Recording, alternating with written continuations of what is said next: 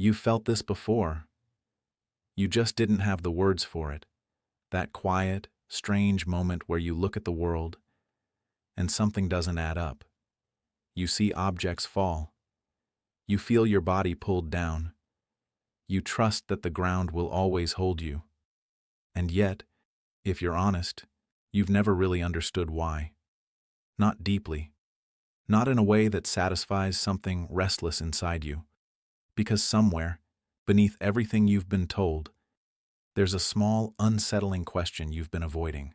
Why does mass create gravity at all? Why does something as simple as having weight bend reality itself? You were taught to accept it, to memorize it, to move on. But something in you resists that. Because it doesn't feel like an answer. It feels like a placeholder. And that discomfort, that quiet friction you feel right now, isn't confusion. It's awareness. Because the moment you stop accepting gravity as just a force, your entire understanding of reality begins to crack. And what replaces it is far stranger, far more unsettling, and somehow more intimate than you expect.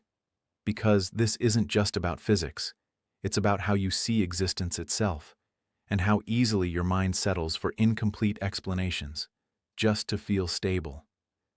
You've been told a simple story. Mass pulls. Big things pull harder. That's gravity. Clean, neat, finished. But think about it for a moment. Really think. How does mass pull? What mechanism is doing the pulling? What invisible rope connects objects across empty space? You were never given that part. Because for a long time, no one had it. Even Isaac Newton, the man who gave you the equation, admitted something unsettling. He didn't know how gravity worked. He only described what it did. And if you're paying attention, that should bother you more than it does, because it reveals something uncomfortable about how knowledge is often presented to you. You're given certainty without depth, conclusions without the underlying truth, and your mind accepts it, not because it fully understands, but because it feels safer than questioning everything. Then came a shift, a radical one, a perspective that didn't just tweak the idea of gravity, but completely redefined it. And it came from a place most people don't expect, not from force, not from pulling, but from geometry, from the structure of reality itself. Because what if nothing is actually pulling anything? What if gravity isn't a force at all? What if it's something you're moving through without realizing it? Imagine this. You're standing on what you believe is solid ground, stable, flat, unmoving. But what if that's an illusion? What if the ground beneath you is actually part of a deeper structure, something flexible, dynamic, something that responds to mass itself? This is where your intuition begins to struggle, because you're not used to thinking of space as something that can change. To you, space is empty, passive, just a stage where things happen. But what if space is not a stage? What if it's an active participant? This is where things begin to feel almost personal, because once you accept that space itself can bend, everything changes. Your body right now is not simply being pulled toward Earth. You are moving through curved space. You are following a path, not because something is dragging you, but because there is no straight path available. Let that settle in. There is no straight line. Not in the way you thought. It sounds abstract at first, but if you slow down, if you let your mind sit with it, something starts to shift. Think about the last time you felt stuck. Not physically, but internally. When every choice seemed to lead you back to the same place. You told yourself, why do I keep ending up here? As if you were making the same mistake. As if you were choosing wrong. But what if, like gravity, you weren't being pulled? What if the space of your situation was curved? What if your path wasn't a failure of will, but a consequence of structure? This is where physics quietly mirrors psychology. Because just like mass bends space, certain experiences bend your internal world, your fears, your beliefs, your past. They don't force you in obvious ways. They shape the landscape, and you move accordingly, often without realizing it. Now come back to gravity, because this is where the deeper truth begins to emerge. Mass doesn't reach out and pull. It changes the shape of space and time itself, and everything else simply follows that shape. Planets don't orbit because they're being dragged. They're moving through curves, paths created by the presence of mass, paths that feel inevitable. And here's the part that unsettles people the most. If you were inside that system, completely immersed in it, you wouldn't feel the bending. You would feel normal, natural, obvious, just like you do right now. This is why gravity feels so unquestionable, not because it's simple, but because you've never experienced anything outside of it. And that realization, if you let it sink in, creates a quiet kind of unease, because it forces you to ask a bigger question. What else feels obvious to you, simply because you've never stepped outside of it? Your mind doesn't like that question. It prefers stability, predictability. It wants to believe that what you see is what is, but reality, at its deepest level, doesn't conform to that comfort. It doesn't present itself in clean, intuitive ways. It hides behind layers. And every time you peel one back, you don't find certainty.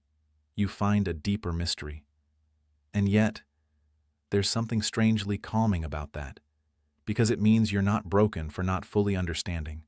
You're not lacking. You're encountering the edge of what's known, but we're not done, because even this explanation, even this elegant idea of curved space, doesn't fully answer the original question. It shifts it, deepens it, transforms it, but doesn't close it, because now the question becomes even more unsettling. Why does mass bend space at all? Why should the presence of something change the structure of reality? Why should existence distort existence? And this is where things stop being comfortable, because this is where even the most advanced theories begin to hesitate, not because they're wrong, but because they reach a boundary, a place where description ends and explanation becomes uncertain. You've probably noticed this pattern before. In your own life, you ask a question, you get an answer, but the answer opens a deeper question. And eventually, you reach a point where there is no clear explanation, only models, only approximations, only ways of describing what happens, without fully knowing why. That's where physics is right now, at that edge. And if you're honest, that might make you feel uneasy, because you want reality to be fully explainable, fully understood. You want closure. But what if reality doesn't owe you that? What if the discomfort you feel right now isn't a problem to solve, but a doorway? Because the deeper you go, the more you start to see a pattern. Gravity isn't just about mass. It's about relationships, about how things exist in relation to each other, about how presence changes the environment, even without direct interaction. And if you look closely, that idea isn't limited to physics. It's everywhere in your life. The presence of certain people changes how you feel. The weight of certain memories changes how you move forward. Nothing is isolated. Everything shapes the space around it. And suddenly, gravity doesn't feel like an external phenomenon anymore. It feels familiar, almost intimate. But here's where it becomes even more unsettling. Because if mass bends space, and space determines how things move, then freedom, in the way you usually think about it, becomes complicated. Are objects choosing their paths? Or are they following the only paths available? And what about you? How much of your life feels like choice, but is actually structure? That question lingers, quietly, uncomfortably, because answering it requires something most people avoid. Honesty, not just about the world, but about themselves. And right now, you're standing at that edge, the place where understanding gravity stops being a scientific curiosity and starts becoming something deeper, something personal, because if the universe is shaped by unseen curves, then so are you. But there's one more layer, one that most explanations never reach, one that takes everything you've just understood and turns it inside out. Because even curved space, even relativity, might not be the final answer. There's a deeper level, a place where even space itself might not be fundamental, where gravity might not come from mass-bending space, but from something even more abstract, more hidden, more unsettling. And if you follow that thread, if you allow yourself to keep going, you'll find something that doesn't just change how you see gravity, it changes how you see reality itself. And that's where things truly begin to shift. That feeling you had just a moment ago, that quiet tension, it doesn't go away, it deepens. Because once you've questioned the surface, you can't return to it in the same way. You can pretend. You can go back to simple explanations. But something in you knows there's more underneath. And now, you're ready to see it. You were just introduced to the idea that mass bends space, that what you call gravity is actually geometry. But what if even that is not the foundation? What if space itself is not the base layer of reality? This is where things begin to feel almost unreal, because the next step requires you to loosen your grip on something you've always assumed, that space exists independently, that it's there even without anything in it. But what if space isn't something that exists on its own? What if it emerges from something deeper, something more fundamental than distance, location, or direction? There's a growing idea in modern physics that suggests exactly that space, and even time, might not be the true building blocks of reality, that they are more like consequences, byproducts of something more basic. At first, your mind resists this, because if space isn't fundamental, then what is? What does existence even mean without it? Where does anything happen? But notice what's happening inside you right now. That resistance, that slight discomfort.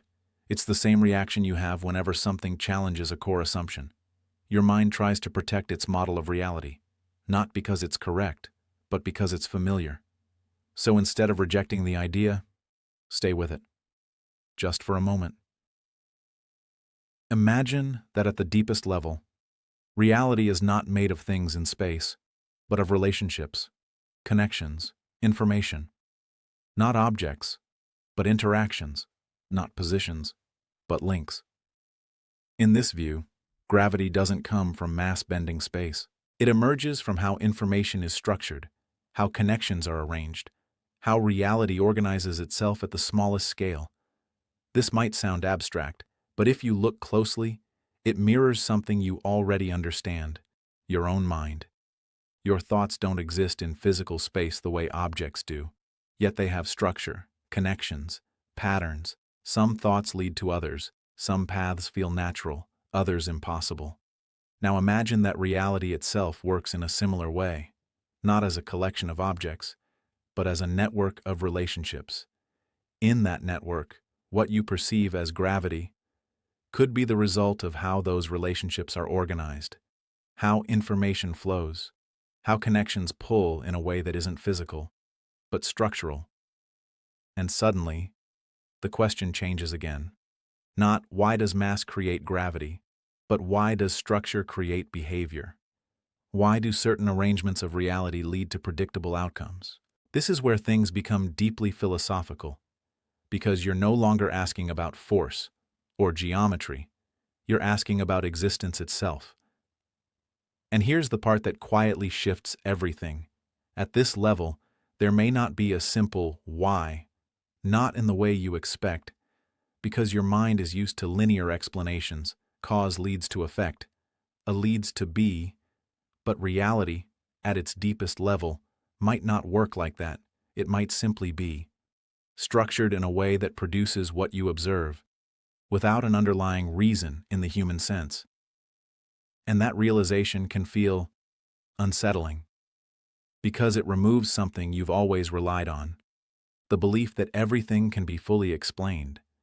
But it also gives you something in return, something quieter, but more powerful: clarity.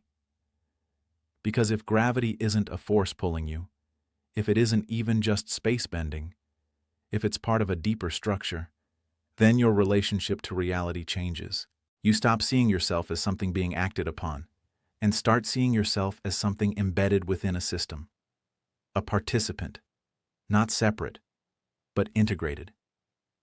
And that shift isn't just intellectual, it's emotional. Because think about how often you've felt like life is happening to you. like you're being pulled, pushed, forced into situations. But what if, like gravity, it's not that simple? What if your experiences emerge from deeper patterns, from structures you're part of, but don't fully see? That doesn't remove responsibility, but it changes how you understand it.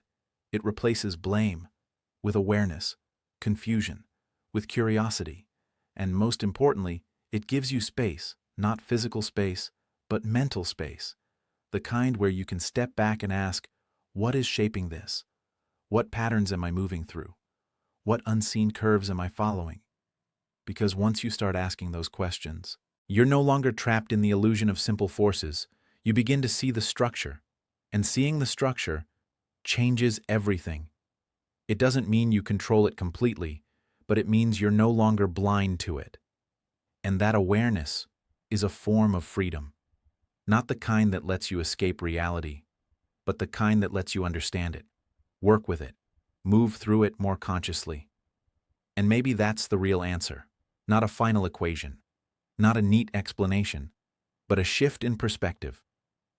Because the question, why does mass create gravity, was never just about physics.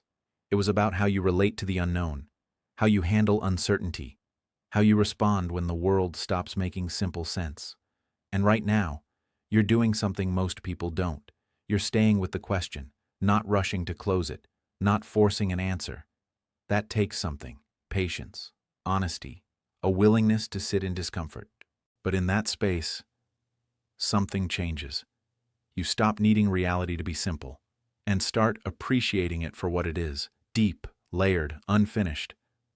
And strangely, that doesn't make it colder. It makes it more meaningful. Because if reality were completely predictable, completely explained, there would be no discovery, no wonder, no growth. But the fact that there are edges, mysteries, unanswered questions, means you are part of something still unfolding. And that includes you, your thoughts, your choices, your path. You're not separate from the structure of reality. You're an expression of it, moving through it, shaping it, even in small ways. So the next time you feel that quiet pull, that invisible force you've always taken for granted, pause for a moment, not to understand it completely, but to feel what it represents. A universe where nothing exists in isolation, where presence changes everything, where structure shapes movement, and where you are not just an observer, but a participant in something far deeper than you were ever taught. You don't need all the answers. You don't need to resolve every question, because the truth is, you're already inside it, moving through it, part of it, and maybe that's enough. Not as an ending, but as a beginning, a quieter, more honest way of seeing the world, and yourself, within it.